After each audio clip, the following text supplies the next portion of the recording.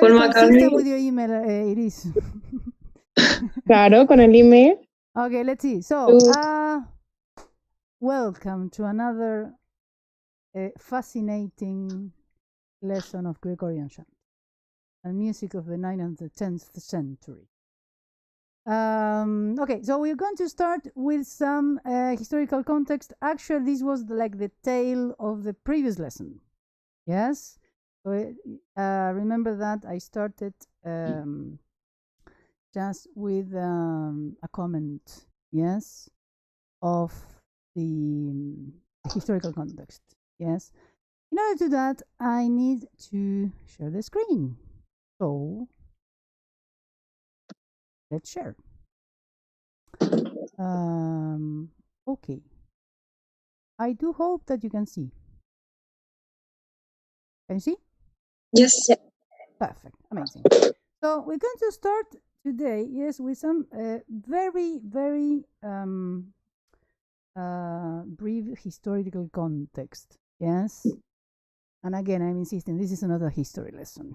Yes, it's just have to have some ideas of how this started. Yes. And remember that medieval times lasted for more or less 1,000 years. So if I go very, very in deep, we're going to be a long time. Yes. So the cultural and historical context of Europe in the 12th century. Yes.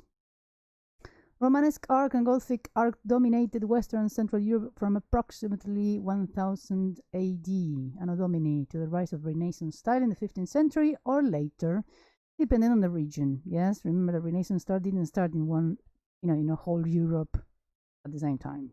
Yes, it had waves. Yeah. The Romanesque style was greatly influenced by Byzantine and insular art. Religious art, and this has a connection with this monophonic music or plain chant, yes, because the music that we are going to study is specifically Gregorian chant, which is religious, yes. That doesn't mean that there were no music, yes, no what we call secular music. There's a lot. As Cristina was saying in the last lesson, in Spain, you have, thousands of songs that were secular, but because there was no notation, and remember that we are studying the era of the notation, we're not going to get into that, yes, but they were just let you know, yes, they existed even medieval operas, yes, or what we can consider to be operas, yeah. So we have a lot of things going on in medieval times, but we're going to just funnel, yes, our study in the religious one, because there was the only one that was notated. Yeah. So religious art such as church sculpture and decorated manuscripts was particularly prominent. Art of the period was characterized by a very vigorous style in both sculpture and painting. Colors tended to be very striking and most primary. Compositions, yeah, our theme, usually had little depth. When it says little depth, it's because it's related to monophonic music. Yes, the topic that we're going to deal today. And needed to be flexible to be squeezed into the shapes of historiated initials, column capitals, and church tympanums. Figures often varied in size in relation to the importance, and landscape backgrounds, if attempted at all, were closer to abstract decorations than realism. Remember that if you see the paintings, the anthropomorphic, let's say, yes, the humanism didn't start until the Renaissance, so they were not very focusing about the expression, yeah, so the feelings, yeah, something that was very human back then. Yeah. So the beginnings of the Gregorian chant. Western musical notation was born around 800 Anno Domini AD in the Carolingian Empire. The Carolingian Empire, I'm not going to go into detail, but they tried to recover traditions. Yeah. With this milestone, a long chain of technical improvements begins that will gradually lead to the system of musical notation that we know and use today, and that would be practically completed by the 17th century. The musical notation, originated in the ecclesiastical field, will be used first of all to preserve the liturgical song of the Church of Rome, a vast musical repertoire formed over several centuries, the Gregorian Chant. Now, in this video that we're going to see here, yeah, you have like a taste of the sources of the Gregorian Chant, yes, because everything has a source, and the Gregorian Chant is no exception, yeah. So in this case, well, the text is in Spanish. I'm really sorry, Georgios. But you can even see the description of from where it comes from. Yes, the map is in English, and you can see because very clearly, yes, the origins. But mostly we're going to see that the Gregorian Chant has a source in Jewish synagogal singing, which will appear first, Maronite singing in the second 28, Byzantine singing, Coptic singing, ancient Roman singing, and Mozarabic singing, yes, Spanish, yes. So let's see.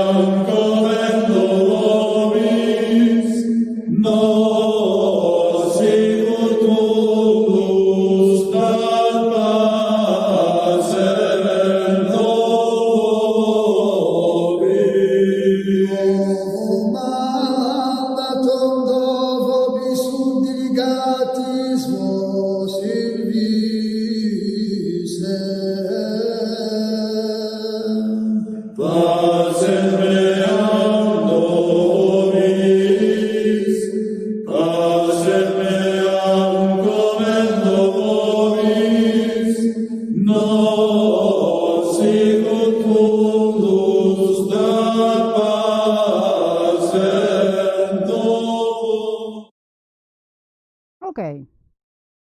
Nice. Did you catch the Greek Orthodox? I understood when it went to Byzantine, I could understand what they're saying. You could? Yeah. Please share, because I didn't understand a word. About Holy Virgin and praying. very good. Very similar one to the other.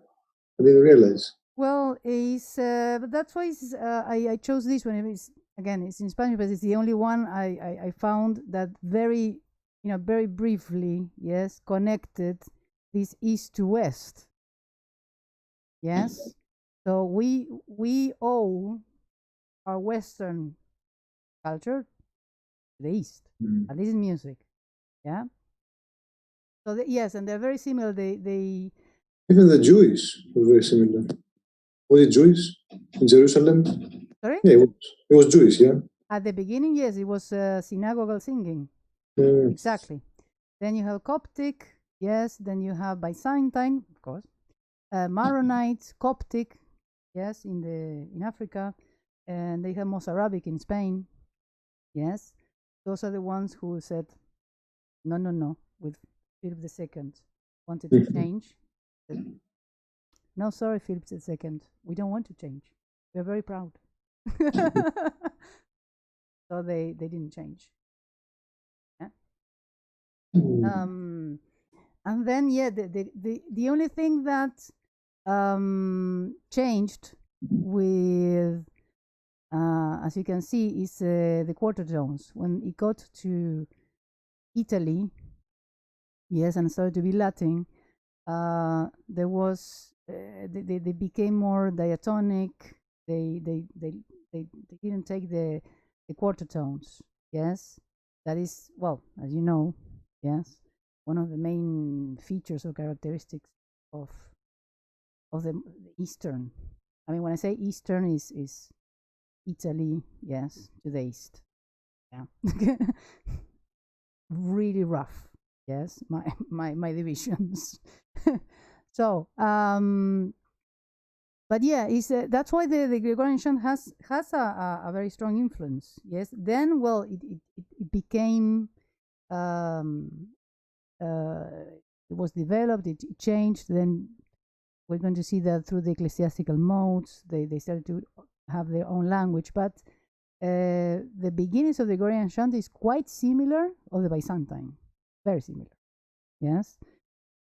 Even actually at the beginning, they used to have the ornaments. They were quarter tones still, and then remember that this happened in hundreds of years. Yeah.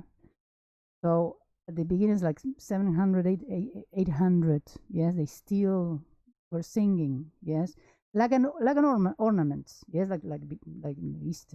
Yes, and then they left it. Yeah. In a more diatonic fashion. Yeah. At the end, I don't know if you catch it. Yes, you could catch it. It appeared. Yes, let me see if I can catch it myself. There you go. This, yes, they show the first symbols, yes, of musical notation. Yes, we call Neumes. And now we're going to see what the Neumes were. Yeah, the birth of musical notation. The musical notation systems developed by the Carolingians used Neumes. Yes, that you just saw, which were a set of signs written on each syllable of a text. Yes, there you go. Each syllable, more or less. I have no clue what this is language. Imagine that this belonged to many countries. Well, the system, no? On each syllable of a text that helps to remember how the melody should be interpreted. Nothing that resembles a score as we understand it today. It was and is impossible to interpret these scores if you did not have a prior idea of the melody you were trying to sing, since the musical culture of the time was not still based on oral tradition. Yes, was still based. Sorry. Remember that we have three eras that we saw at the beginning of the lesson the first lesson. We have three eras: the era of the memory, the era of the notation. That this is the beginning, yes, and lasted until 1930, more or less. It is the era of the sound. Yeah. So musical notation. Yes, this was just to help Yes, the singer to remember the melodic line, not the pitch itself. It was not an absolute value. Yeah, let's say. Musical notation. Before we plunge ourselves to the study of counterpoints, we should consider the history of musical notation. Because if not, this musical notation didn't exist, counterpoint would have not existed, by the way. This was a long process which took hundreds of years, and many different notations were created. Yes, what I'm going to do here is to give you a rough idea. Yeah, rough idea, because if not, we're going to be here months studying this. Were created, used, and discarded to finally come into terms of what we consider today our musical notation, which was formalized in the 16th century. We can trace the beginnings of the years 800 1400 AD and classify this period into three main divisions, in which we're going to start actually with this one. Plain song. Then 1000 to the present. Why say 1000 to the present? Because this is a line, yes, this is a let's say technique of musical notation that deals with the pitch, not the duration. They started with the pitch, but rhythm itself took a longer time, yes, to devise the system that we have today. So this system of notation is still used in Catholic liturgy. Actually, there are some people that still use it and sing from this technique, yes, that we're going to see today. Rhythmic modal and Franconian. We're going to see these two, yes, very briefly, but these two deals with rhythm. The plain song notation. As we said before, the Neumes were the first attempt for transcribing pitch in order to help the singers remembering the chants. Below we find a chart of the first symbols that express the melodic lines more than specific pitches. These symbols comprise commonly groups of 3 notes. Why 3 notes? Because if you have 3 notes, you have an idea for the melodic line. Yeah? And they were written above the Latin text to be sung. Eventually, these Neumes were separated into individual discrete pitches called notae. Hence our word note, nota, a symbol for a pitch. However, these notes initially were only indicators of the pitch, not the duration. Yeah. So to the left we can see the symbol, and then on the right the names of each one. Yes, of course, this is Latin: clivis, podatus, torculus, porrectus, canticus, and climacus. Yeah. You don't have to memorize this. Just a rough idea. The thing is, these names will survive. That's why we see it. So these drawings, let's say, yes, that looks like little worms, yes, on the page. They will be. I mean, they will linger. Yes, these names. So you have here. You see that in each syllable you have different, yeah, symbols that helped the singer, and also there, yes. So we have a rough idea, yeah. Now, this procedure was named pneumatic notation and started in the 8th century, but came to common use by the 9th century. You see that they took, I mean, they used this system for 100 years. Yes, changes were not, you know, people didn't like to have changes apparently there. But came to common use by the 9th century, in which the symbols were drawn onto the tetragram. Remember what we saw? The 4 lines. And by doing this, they changed their shape, becoming squared. Hence the term punctum. Yeah, point. Below we can find a video that has on the left the first pneumatic notation and the one that remained for centuries from the 9th century. So this is we call a tropos, yes. Introito means something that introduces a chant, yes, from the 10th century. At the left, you're going to still see the Neumes, yes, and to the right, the punctum, Yes, basically what they became. So this is a basically they mix, yes, a chant, yes, a monophonic chant by a soloist and the choir. Yes. So let me see if you can. We're not going to listen to everything, but I just wanted to give you a rough idea. Now, who remembers before I hit play? What was this? Yavedo. The do clef. Good. Or C. So this is a C. Ut.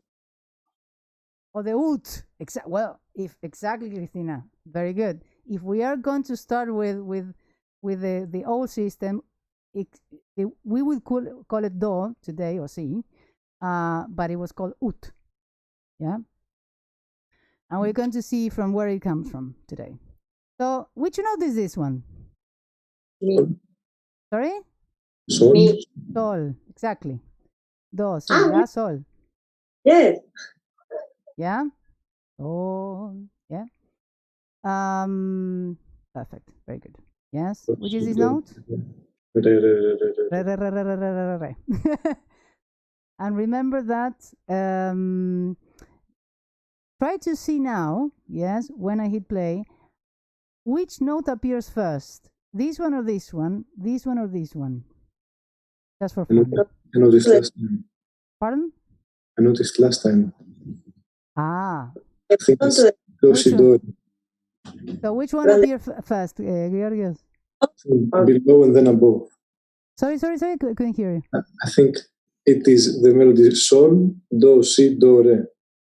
Sol, do, si, You think do, red? re. Maybe let's see. Maybe I remember. That's what I think. Let's see.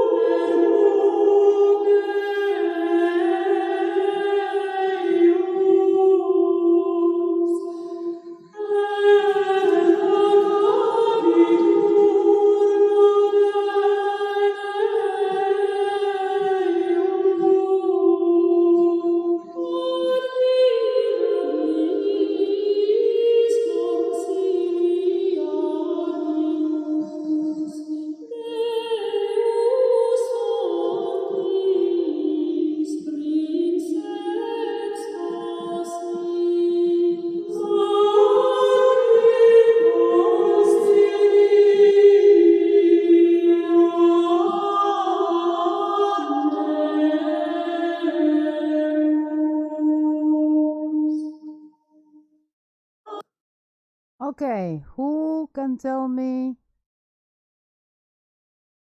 If I go back a little bit. Yes.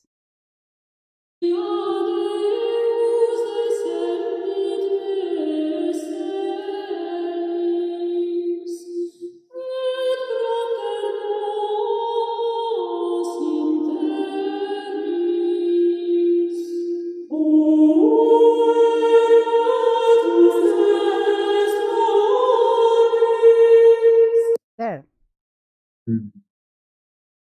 So, first of all, something that might strike a little bit. When they have this symbol, yes, are they singing a pure diatonic note or no? From your tone, I suspect that no. It's almost. It's not. I mean, it's not even. It's not a semitone. It's a. We call it in singing. It's coloratura almost. It's not a pure semitone.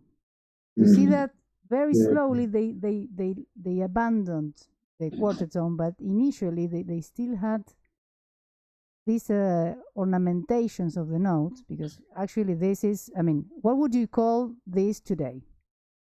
Modern. If you had to relate to a non-chord tone. Neighboring note. It's a neighboring note. Exactly. This one.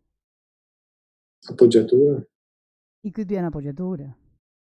Exactly. Or an escape note. I don't know which one is the real. I mean, you can.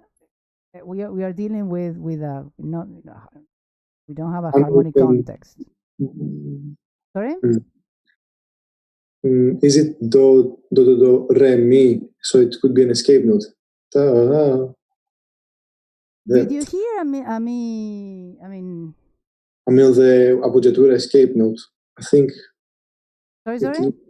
I think on the appoggiatura, maybe it's an escape note. I think the second one is just not counting. You know? If you follow because it's all steps. Yes. Yes. So it is do do do re mi. Yes. So I suppose the one that is not a step is the non-chord, let's say. Exactly. So these ones, yes, were basically they were old ornamentations. Yes, of course we don't have the pure context of tonality because tonality didn't exist. Yeah, but when she's singing sol re re re mi re, it's not re mi re. It's not a pure mi, and it's not a mi bemol. She's not a re re re mi re. Yeah, so they still had this heritage, yes, of not pure, well-tempered, let's say, yes, system that we have today. Yeah. Okay, very good. We're going to see this in detail. Yes, all this. Yes, we're going to refer as name. But anyone followed the Neumes back here? It was too difficult. Yes, it's extremely hard. Yes, it's so far away. Were there two texts, like one responds to the other? Yes, that's called tropos. Yes. Basically, it's one soloist. Yeah, and it starts. I mean, because this is a prayer, it's a psalm, and it responds, a choir response. Yeah. Something also that I don't know if you noticed. Well, the connection between we call responsorial, yes, mode in between a solo and a choir, yes, or a soloist and ensemble. Well, it became very, very famous or very used in the Baroque, in the concerto grosso. Yeah, Cristina, what do you think? Yes. Yes. Okay. Exactly. I mean, Corelli has very famous concerto grosso. Yes, in which. Sorry. Vivaldi, Corelli, yes. I mean, one of the main forms in the Baroque was the concerto grosso. Concertos as well. Sorry? The Brandenburg concertos. The Brandenburg concertos, exactly. Yes, Bach. But that what you see here, that's why it's very interesting to see this music, because this is the protoform, yes, of the music that you will see in Baroque, in Renaissance, in classical, yes. I mean, a lot of things survived. Yeah. Of course, concerto grosso, you have tonal system, yes, major minor, you have the orchestra, you know, what have you. But it started here in liturgical music, and that's why we're studying this music. Yeah. One thing that I don't know if you have noticed, if this is the do, middle do or middle C,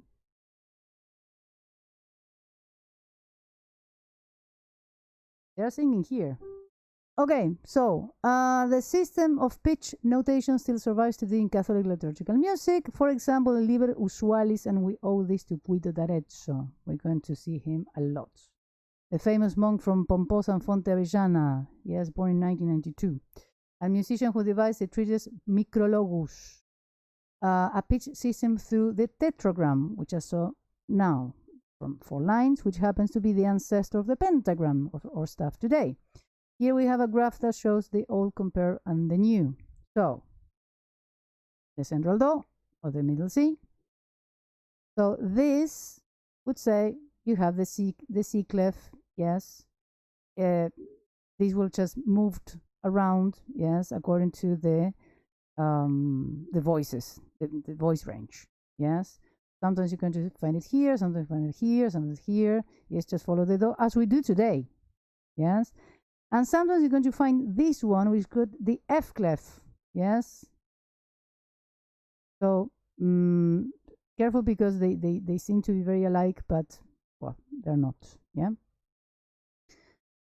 So the clefs C and F identify respectively the location of middle C and F below middle C and our present keyboard. The clefs are movable to accommodate the range and given melody within the 4 lines and to avoid the use of more than one letter line above or below the staff. Remember that in the example of Dies Irae that we saw last lesson, you had letter lines, but no more than one. These symbols or neumes indicated one or more pitches set apart as single melodic entities. So this was seen as an entity, yes? Through trial and error, the system acquired 13 different symbols that we can see below. So remember the names here, right? I don't expect you to know it by heart, don't worry. Clivis, Podatus, Torculus, Porrectus, Candicus, Climacus. Now, go below. These were transformed into the punctum, yes, this notation, punctus, single, virga. This has to do actually with the not the, I mean, they didn't have we call mensural notation, yes, mensural comes from measure, yet, yes, but they would say, okay, this is the shortest, this is a little bit longer, yes, it was very unspecific. Podatus, the podatus were low, high. Clivis, high, low. Torculus, yes, low, high, low. Porrectus, you see that these names survived. They will use the same names. The Porrectus, you have these the same names. Sorry? What do you mean the same names? The same names as these ones. The initial that time to the next time, yeah. Exactly, the initial neumes, yes, they were clear. I mean, one of them, Clivus, Podatus, Torculus, Porrectus, Candicus, Climacus, yes. I didn't put all of them, yes. These ones were the more used, the most used, yeah. But the Clivis, Podatus, you see that the names, yes, survived, yes, and then there's a relation between these symbols, yes, if you see, yes, and the symbols that you have below, yes, when they transform themselves into punctum, yes, in points, in a tetragram, yes, punctus, podatus, same name, clivis, torculus, porrectus, climacus, yeah. Usually these ones were, for example, yes, they were considered to be shorter. How short? We don't know, yes. If you see the Scandicus, the first one was slightly accented, yeah. again, I'm not expecting you, yes, to learn it by heart, but we can observe, yes, that you have, first of all, this one is very, very usual. Yes, if you see the punctus, hence the name, yeah, punctum contra punctum, they started low, high. This one also was very famous, and then actually we saw this one. So now, whenever time, you know, this is we call an entity. Yes, torculus. This is punctus. Yeah. Which one is this one? Let me see if someone remembers that. Let's go down. Yes, I know they have really weird names. Clivis. Yeah. You have another one that you have. Let me see. Where was it? There. And it's here. Podatus. You see, this one is one of the most common ones. Yes, that we have. This one appears very, very usual. I mean, it's very common as well. Now, one thing that I have to add, I didn't put all of them. Okay. I don't think that we have to be a specialist. Yes. Sorry. Okay, so the shapes of the neumes date from approximately the 13th century. When I say 13th century, is when they became very, very common. Yes, they were expanded, they were accepted, yes, to all the churches throughout Europe. Yeah. With the vertically paired pitches, example the podatus that we saw, the lower pitch is sung fast.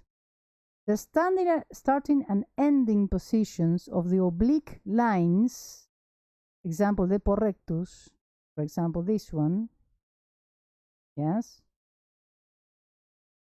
So the starting and ending positions of oblique lines indicate which notes to be sung. Reference was made to rhythmic symbols. It should be understood that no means were available to specifically delineate time values in plain song notation. But rhythm would take longer to be settled into a fixed notation. Yes, it was very, very specific. There was no absolute value. There was no relative value. Yes, as we have today. The sign used for musical punctuation that resembles the bar line, although it has nothing related to it, had many indications. For example, the quarter bar on the fourth line of the stave usually indicates a slight breath. Now, anyone saw it? Mm-hmm.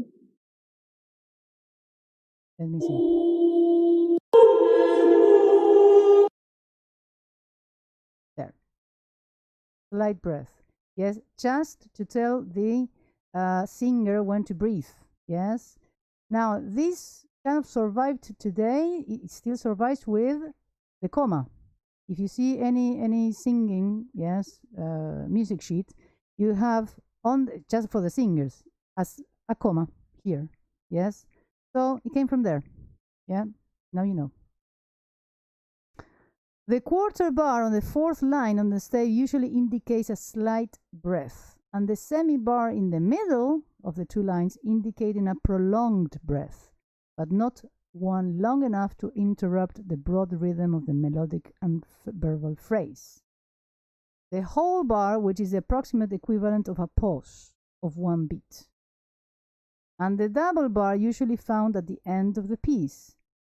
This is kind of striking because the double bar is still, still used today. Although it has no, remember, there are no bars, yes, but at least these lines, they're still used. It can indicate the alternation between the semi-choruses. When you say semi-choruses is, for example, if the section, yes, of the chorus ends and they start another, yes, another chorus, another psalm, you would put this. Yes, So this is the end of the psalm, and then if you start a new one, yes, you will know that this is something different. Yeah.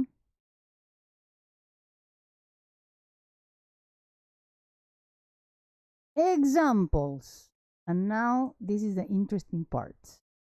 Now let's take a look in the following example, the Pangelingua, Corpus Christi. The text comes from the 7th century. Try to find which neumes would you recognize. Let's see. Yes, this is a memory game. Don't play the video first, so we're not going to play it. Yes. Try to play the melody on the piano or any instrument you have, even you can sing it. Then you play the video and see if you could read the music correctly. Yes, but in which key is? Just 1 second. I'm going to put mute here. Okay, now. Who is going to be the brave one that starts? What is that line under the second note? These ones are, well, very good question, Georgios. Now, there's some articulation that started, yes? This is a system that, again, yes, took a long time, but you could start seeing some articulation, some, for example, when you had to accent, or you could, how do you say, transmit where the accent of the word was, yes, or you wanted to emphasize something, yeah, you would put other signs on the punctus or any other signs. Actually, if you can see the previous one, you have a line, yeah, that resembles to be a tenuto, actually. So articulation was, started as well, yeah. Again, long process, yes, trial and error. So you have a couple of symbols that, well, they started to not to focus only on the pitch, but yes, on the articulation. Even at the beginning, yes, there are some symbols. For example, this one, these two, yes, these two notes, they were sung shorter than the previous one. Remember the dot? What happened with the dot? Makes it longer. Exactly, longer. Now, again, how long? Well, longer. That's it. Just longer. How long? Well, we don't know. Yeah? So is the last note the one that's supposed to be short, longer? The last note, this last note? Yeah. Yes. Or Supposed is to be it a little longer. the original that it is attached to longer? Can you tell me from the text? That the the si, la, sol. Exactly. Does the dot go to the sol or does it go to the si? Or does it go to all three of them? Becomes longer. Si. Actually, this is, if we have to, I'm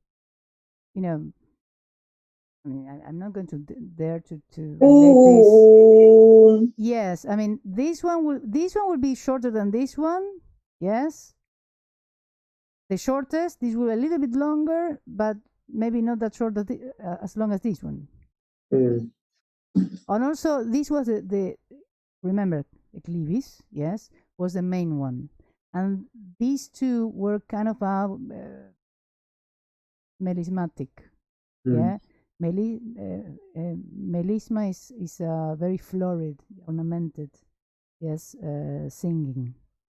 So they're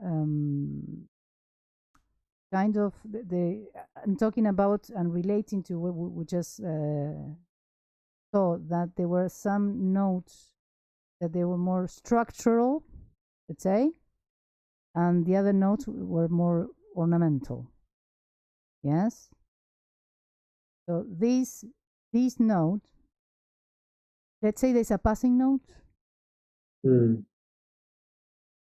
It's not a passing note, but let's try to draw a parallel to what the music we know. Yeah. So first of all, which clef is this one? Do. Do. No. Which note is this one? Are there any flat sharps? Another very interesting question. No, there are none. Not now. But if you play that, and that's mi, fa, but they weren't doing second minors. Second minors. I mean intervals of in the examples that you showed. Semitones. Yes, basically. Yeah. There were semitones. Yes. I would sing semitones.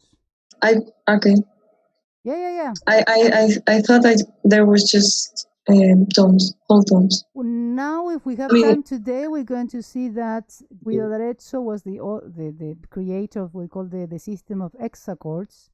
Yes, in which you have 6 notes and you have the semitone, and the placement of the semitone was kind of the deal there. Yes, so they know that in every hexachord they have 1 semitone. So yes, they would. Okay. Yeah. Exactly. Actually, this one, let me see. Can you connect with any mode? If you play the first, you have me. The one. Phrygian. It sounds a lot Phrygian. Yes. Yeah, I know, because first we. Sorry. This number that is on the above P tell you the Gregorian mode. Very good. That number. Yes, we're going to see that. Yes, we're going to see that as well. Yes. The development of the system of the modes, in which actually they were not called like that. They will have authentic and plagal. Yes. But well, let me see. Who starts? Giorgio. You say it. Now I guess that I will guess the time, even though it doesn't match what that's. It doesn't matter the time. You don't know it. Wait, just 1 second. You have to play it in the right pitch. That's not the right pitch. I'm playing the feminine. I'm playing the That's non. not the right pitch. Okay.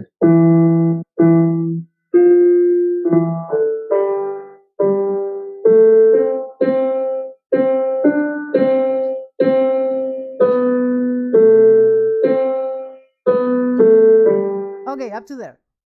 Great, Georgios. Well, let's see if Georgios understood. And now he's able to read Gregorian chants. Oh my God, what a moment. Let's see. Angelingua gloriosi corporis mysterium. No, I made them shorter. I shouldn't have. But first of all, you read every single note correctly. Very good. Where? Whoa. I mean, yes. I thought that sorry? I would think that those ones that are attached would be shorter, but they're not.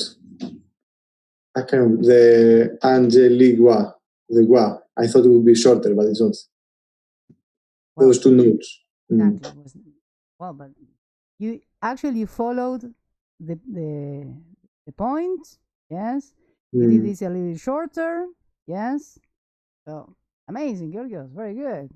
Angelingua gloriosi corporis mysterium. Yeah. Very good. Perfect.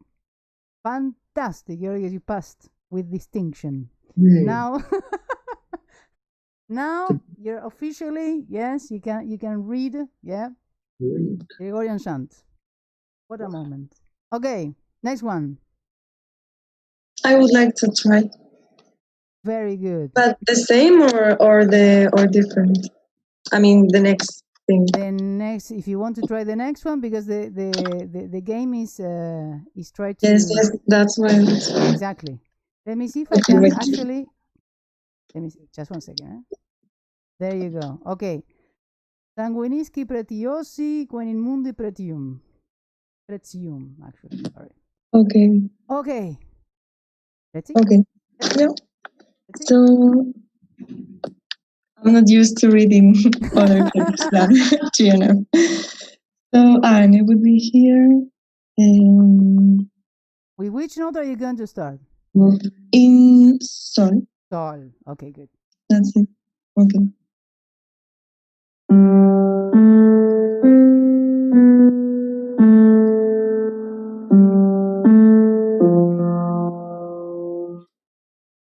Until there.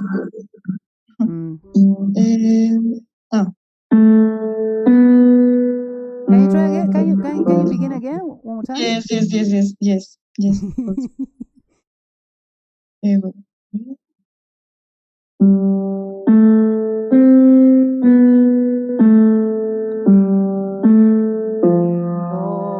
Sol, do, la, do, si, la, sol, la, sol. From here I was saying it wrong, sorry. Yes, of course. Should I continue from there or no? Yeah. Continue from there. So Okay. you were in, sorry, sol, In la, the do, comma. si, la, sol, la, sol. Okay.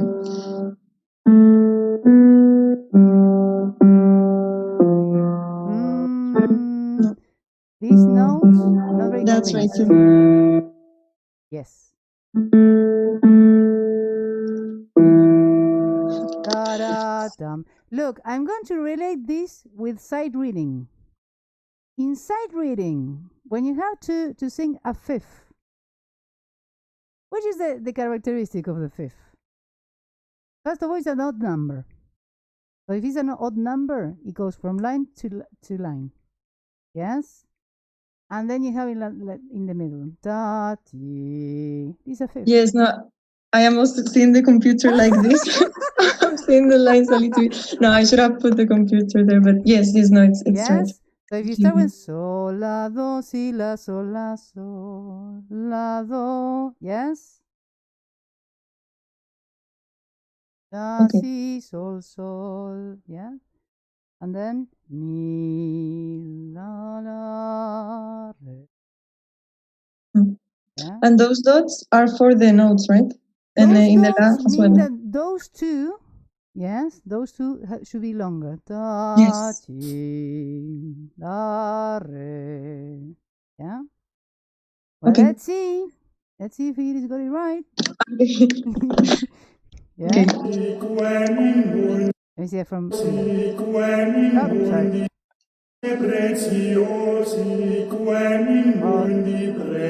Very sorry. There you go. Sanguinisque preciosi quem in mundi pretio. Wow, very good. Da, dee, da. You see that they stopped, yes? Da, dum, dee, yeah? And then you have this little breath because they have a comma. If they have a comma, they have a breath. I mean, when you have a comma, when you read, that means breathe.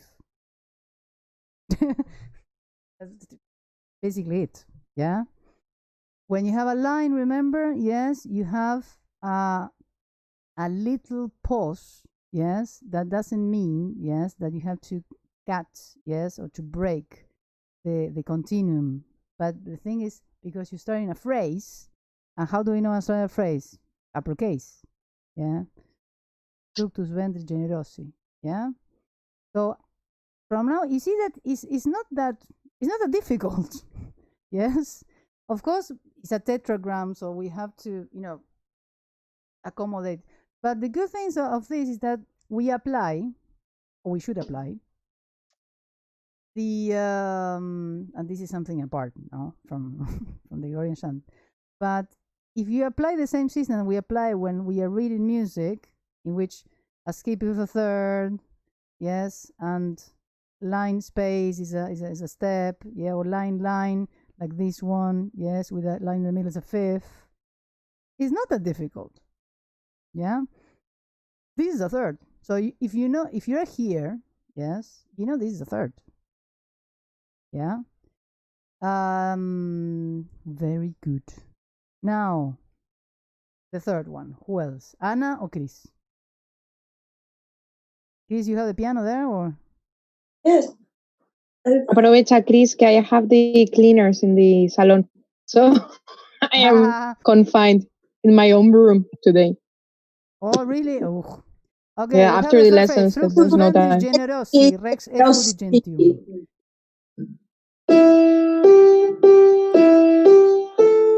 No, no, no. You have to play on the pitch that is.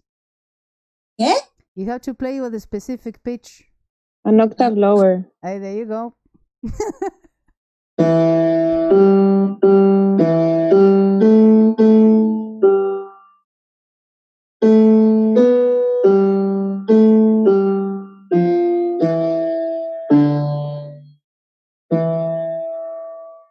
What a dramatic pause. Very good. Let me see. So, 1 second. There you go. And. Fructus ventris generosi rex effulgentium. There you go. You made a much of a dramatic pause there, eh? Mm. Actually, this one was longer. Yeah. Very good. Now you know a little bit of how to read Gregorian chant. Yeah. Or plain chant. The difference between plain chant and Gregorian chant is style. Actually, the plain chant was the Gregorian chant was a particular style, and plain chant was just monophonic. Yeah, monody. Now, this you're going to like this, Iris. Yes, because you can add this composer to your list. Another example of the female composer, Hildegard of Bingen. Known as Saint Hildegard the Sibyl of the Rhine, was a German Benedictine abbess, writer, composer, philosopher, Christian mystic, visionary, and polymath. That's it. Yeah, she's one of the best-known composers of sacred monophony, as well as the most recorded in modern history. Now, if you can see, there are a couple of things that they change. Yeah. This, for example, is as an ornament. Yes, I'm not going to make anyone sing or play. Don't worry. But they started adding, yes, more and more symbols. Yes, we're going to listen to this example. Yes, and just see that when this appears, yeah, this and this, yes, it would seem to resemble which ornament of today? Looks like a trill. Shorter than the trill? Mordant. Mordant. Yeah, so it comes from there.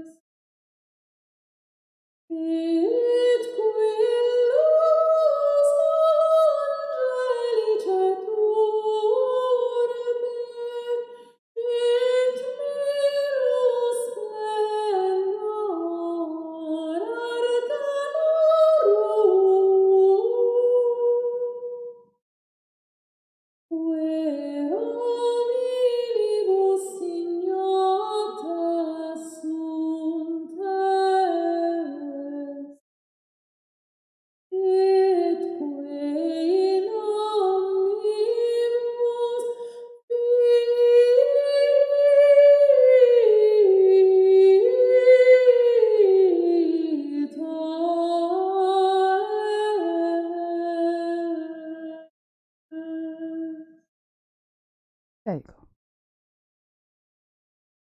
Amazing composer. Yes. Very tonal. Yes. It was one of and that's why one of the reasons I believe that is the most recorded in modern history, for two reasons actually. Her texts, yes, were almost secular. I mean, she would talk about liturgical aspects, yes, they were religious, but in a very emotional, yes, way. Yes, if you want to listen to this composer, she was really one of a kind in that sense. Yes, because almost she was with a foot on the Renaissance. Yes, like thinking from a more humanistic point of view.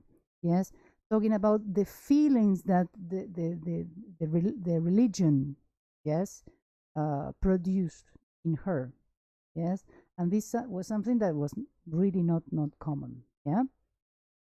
And also because, well, you see that the singing is more melismatic. When I say melismatic, more florid, more ornamented. Yes, even you can see it here. Yes, every syllable it gets longer and longer and longer and longer. Yes, and did you perceive the ornamentations here? You see that it's not even a note.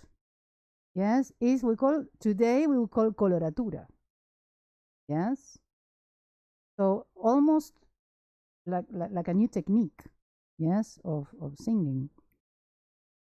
So and also because again it was one of the most tonal, okay, composers of her era. Now, the characteristics and purpose of the Gregorian chant. The first purpose of the Gregorian chant was to communicate the message of the church. It allowed for the transmission of the word of God. And that's why the text, yes, was in Latin, because it was the common way that all the texts were written. Yeah.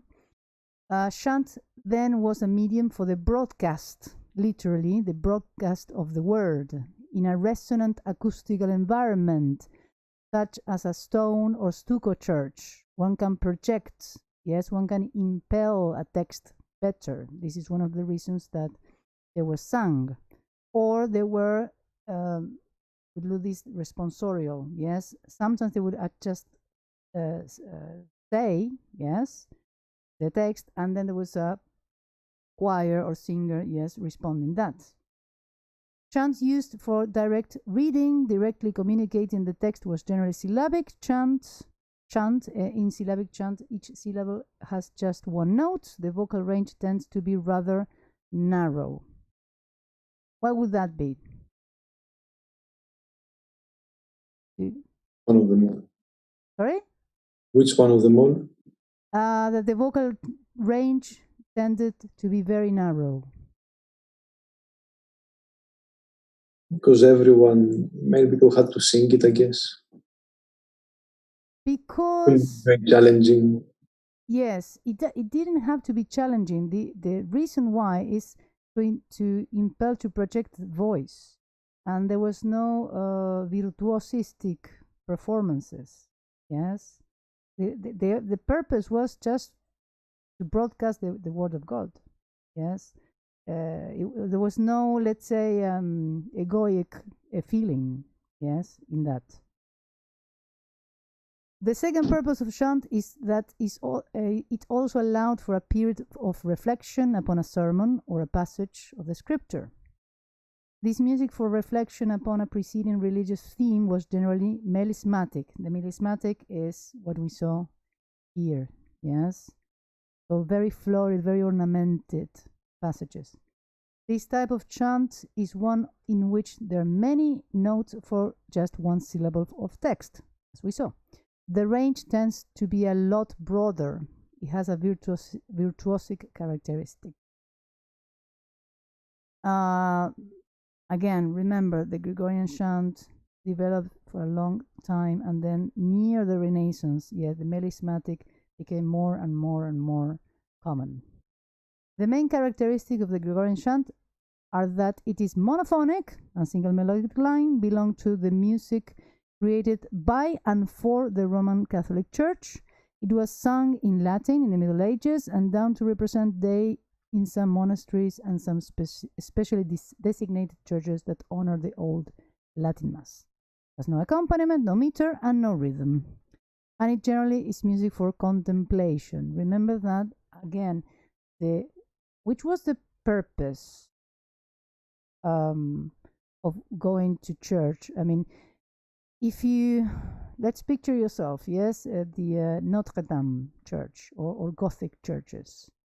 There was, I mean, extremely on that high. Time. Sorry? On that time. On What do that, you mean?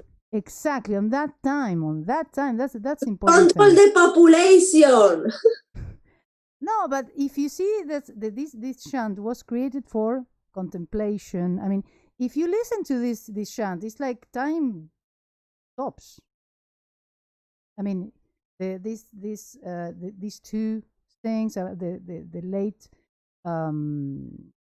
this late composer, the female composer, that if you sing it and you have this feeling that there's no time. Yes, so that's why it's to be in the present. Yes, because time stops. Yes, you're not there is a relation actually, and this is something that we're going to study quite a lot, and this is something that's quite important, this development of the notion of time as well. Yes, this concept is extremely important, because remember that I said in the first lesson, we are outsiders. We were born with the clock ticking. Yes, these people didn't have the clock ticking. They didn't have clocks. First of all. There's no ones. Sorry? This one that work with the sun. But it doesn't tick. No, it's not. But this is a very interesting concept. It doesn't tick. It doesn't go from one specific point to another specific point. It flows. When you have the sun clock, it is more natural. It goes following the sun. If you have the sun clock, it flows. The clack, clack, clack, this constant reminder of time from point to point, passing. They didn't have that. And remember that the people were going to church were peasants. Yes. As far as I remember, I don't know if this is true or not, but all these things were to teach people, because they were not able to read. They didn't go to the school, and all the music, all the pictures and everything is to create this environment to learn. Yes. How to behave. Yes, actually, it's not. I mean, the Latin text, remember, it was not to teach. They don't understand. Yes, that's why the Gregorian chant was a moment, like we just read, a moment of contemplation before or after the psalm or the scriptures, or the reading of the scripture, the sermon. So it was a moment that favored the reading of the psalm or reading of the sermon. Yes. Because they didn't understand Latin, then no one would study Latin. Only the monarchy and the monks. Yes. Mm-hmm. So, in that sense, if you have, try, at least we would try, yes, to get inside those people's mindsets, yes, or they lived, or the perceived reality in those times. When you said to teach, actually, they used paintings. Yes, that's why they started to paint. Yes, even today, if you go to a church, a Catholic church, at least, even the Anglican church, you see one by one, the beginning, yes, of birth of Jesus, and it ends. Yeah, you go run and run and run and run, and then well, ends with the death, of course. Yeah. So those are were the pedagogical, yes, paintings. Music, no, music was actually for contemplation, for a higher purpose. Yes. And they were sung just to impel, project the voice, yes, to be heard. So if you imagine that you're a peasant, that you live all your life, yes, not knowing anything else in the world but your farm and your town, because people wouldn't travel, yes, people started to travel in Renaissance period, because it was commerce started, the bourgeois,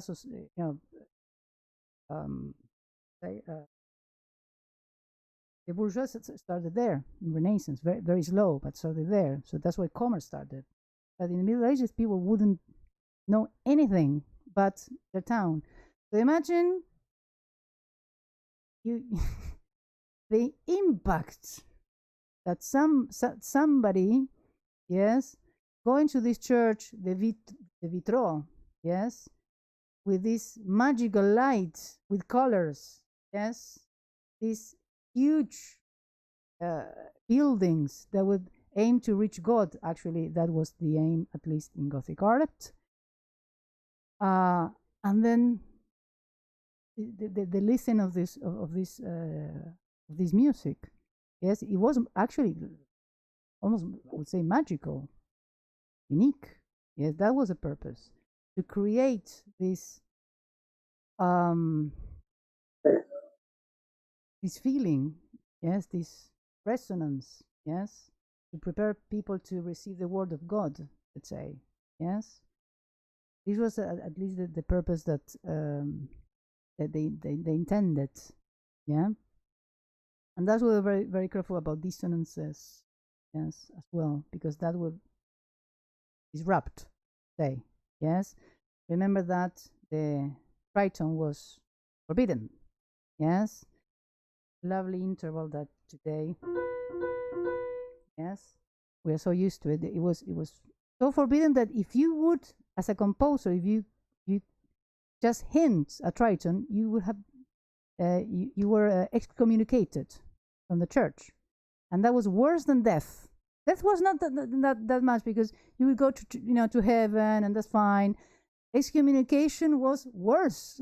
Yes, it was eternal condemnation for them, for their minds. Yes, so it was quite you see, that it was quite harsh, yes, in that sense. So good. That was the Gregorian chant, and we can also learn a little bit about, at least if as composer, if you want to recreate this time stopping, yes, sorry, I would recommend just to listen to a lot of Gregorian chant. Yes, it really favors, if you're stressed, I would recommend, and especially this composer, yes, Hildegard of Bingen. It's unbelievable. Yes, it's the compositions are amazing. Yes, and you have a lot of recordings everywhere. Yes, it's very, very easy. You just type in YouTube and find her. So also, why, I mean, again, this is related to the question that I pondered, yes, the first lesson. Why should we study Gregorian chant? Yes, it's because it survived. Yes, it's the base, it's the foundation of the Western music in many, many ways. This particular style of music was the basis of much coming, there you go, music through the centuries, hence the importance of learning it. During the Renaissance, the Gregorian chants were the base of compositions, even base of compositions of many masses and many other compositions. Actually, we're going to see the Cantus Firmus are Gregorian chants. Yes. Of if you want some examples, you have many, but these are one of the most famous. Missa Pangelingua of Josquin des Prés starts actually with this Pangelingua, Corpus Christi.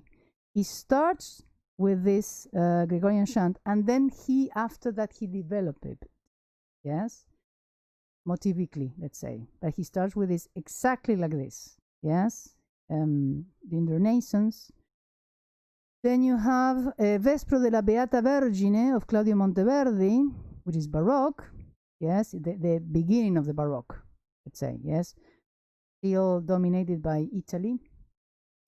You have the Credo from the Mass in B minor of Johann Sebastian Bach, yes, the late Baroque, yes, dominated by Germans. And even Dies Irae from the Symphonie Fantastique from Hector Berlioz. I don't know if you noticed, but the first example that we saw last lesson was the Dies Irae of Berlioz. Yes? Listen to the Symphonie Fantastique, and then you're going to see what I mean. Yes? The latter we have already listened to into this lesson. Okay. Next topic. Tonal materials, ecclesiastical modes. Yes. The examples that we just saw, they were the proto-ecclesiastical modes. Yes. Now we're going to see how they started. And started with Guido d'Arezzo. Tonal materials. In order to define the sound field of ancient music, it is necessary to take as a starting point the theorist Guido d'Arezzo. It is at this time that a notation of defined heights or range or pitch begins that allows a person who does not know a melodic to sing it.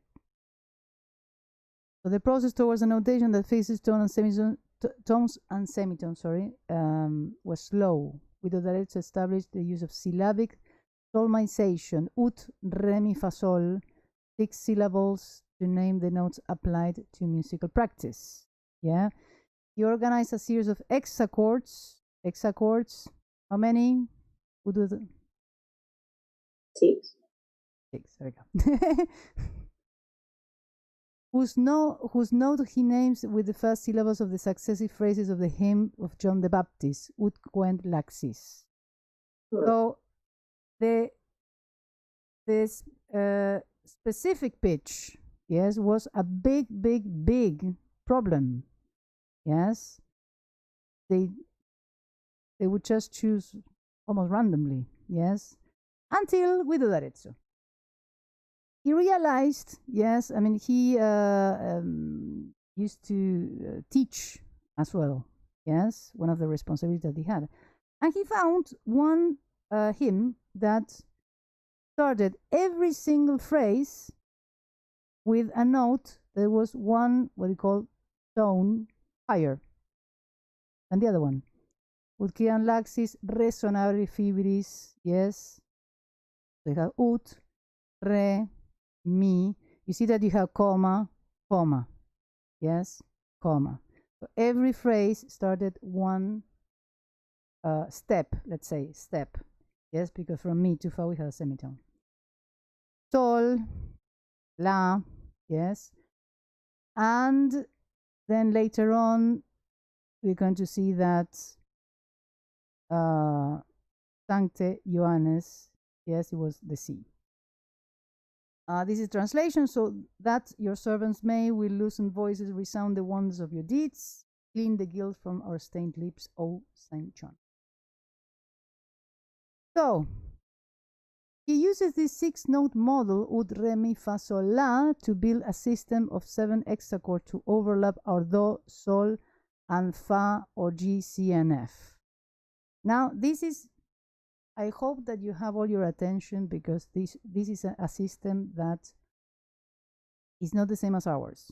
Yes, basically he built what we call a major, yes, a major scale on G, C, and F. Yes, it begins with Sol 2 or G2, identified with the Greek letter gamma. There you go, Georgios. Yes. It was also called gamut. Yes. This low G. Yeah. and it reaches Mi5 or E5. So this is the range that comprises the entire Gregorian chant. You see that? I mean, it's much, let's say, much narrower. That the range that the singers today. Yes, Sol or G to Mi was the highest. So the Roman letters A through G identify system notes using first capital letters there, okay,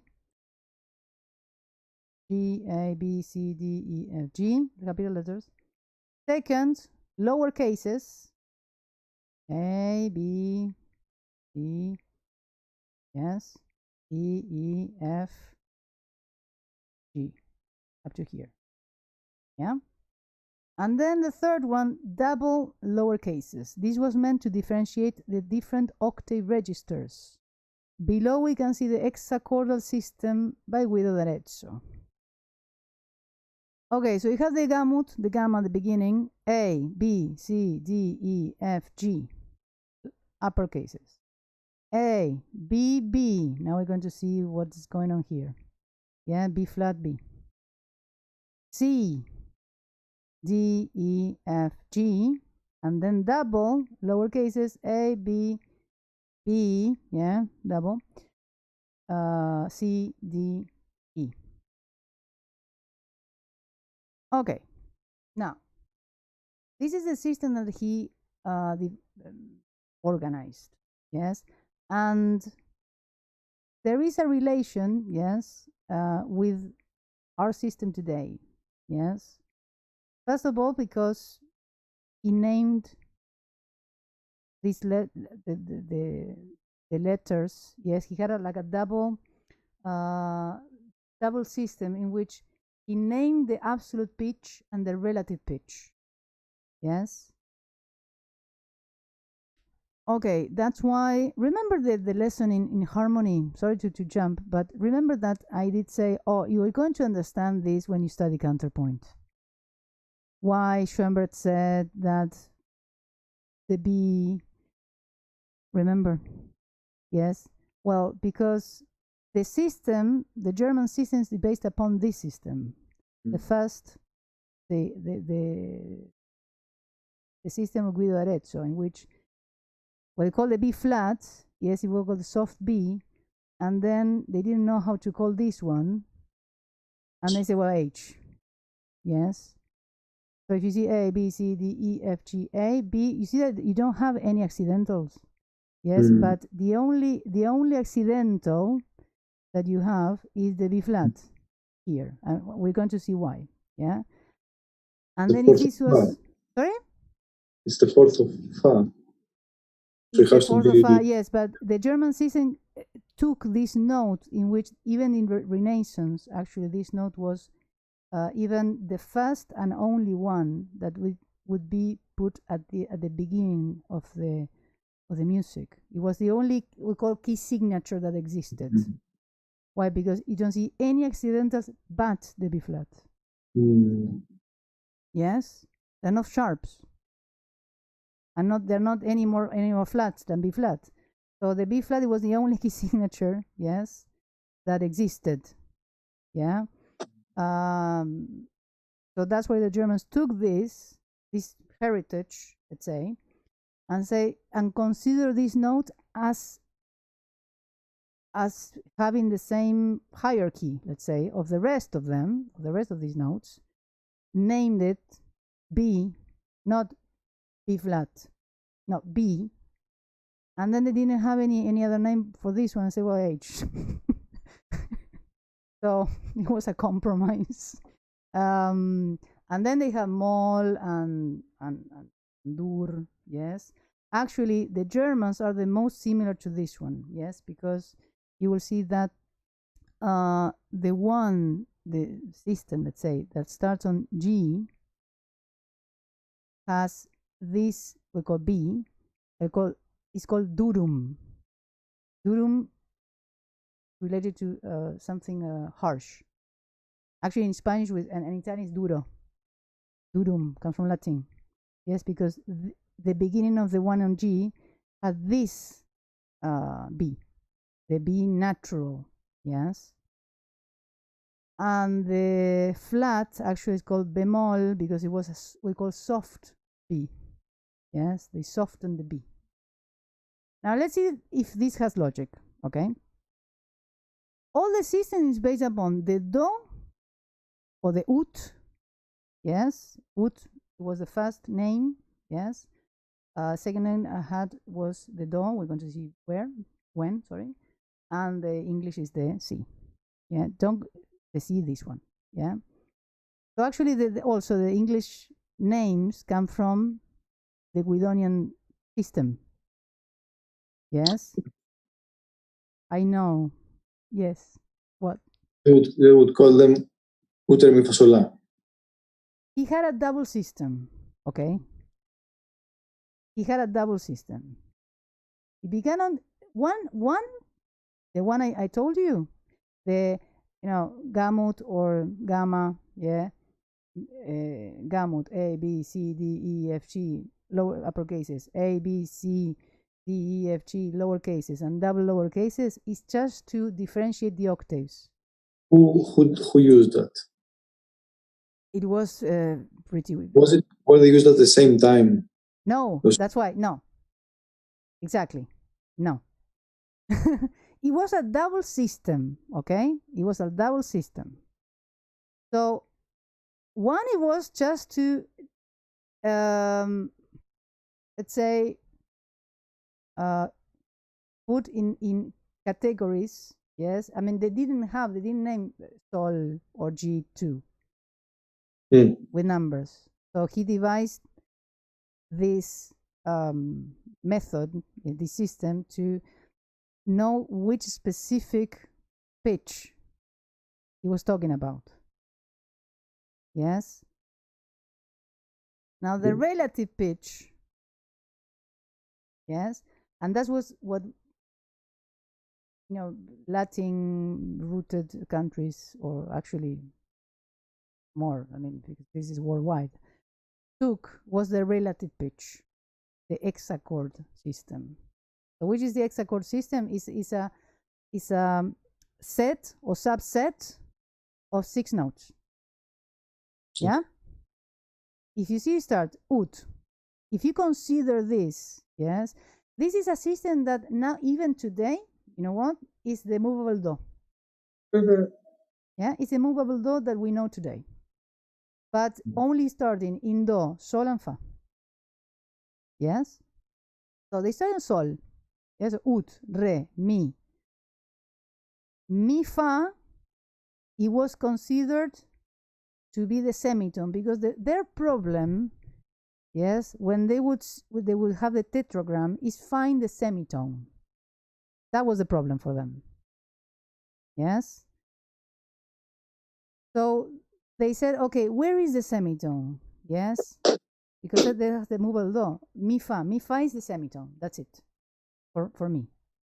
Yes, and this was taken from this hymn, in which you have tone with re mi tone, and mi fa was the semitone. So they would memorize the hymn and say, okay, from mi and fa, I have the semitone. I have to sing a semitone, not a tone, because the rest are tones. This is a semitone. So the problem was a semitone, not the tones. Remember, there were no instruments. They had to memorize everything. Yes. So they created this movable do system, let's say. Yes. Actually realizing that we are, having a little problem because we have to finish now. This is going to be our cliffhanger, guys. I'm going to, leave you with a cliffhanger of how was this system. It's logical. In a way, it's logical. And also, it relates to our system of reading, in which you have the do and sol and fa. It comes from here. Yes. from this lovely monk, yes, that in the year 1000 became very famous with 1000, yeah, 1000 something. So this system, yes, when people ask, yes, where does it come from? It has 1000 years, yes, it's old. I mean, again, yes, it will be your response to say, do you want the short answer or the long answer? Because if you want the long one, it's up to you. It's on you. Yes? Always I say, it was not me. Exactly. I always say that, yes, when they